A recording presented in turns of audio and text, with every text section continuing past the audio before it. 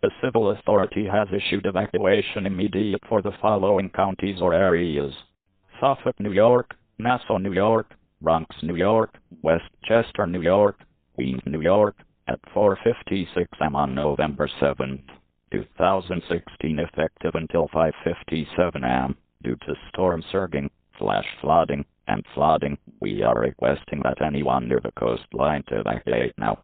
Evacuation routes have been set up. Take all belongings. Law enforcement will guide you to shelters.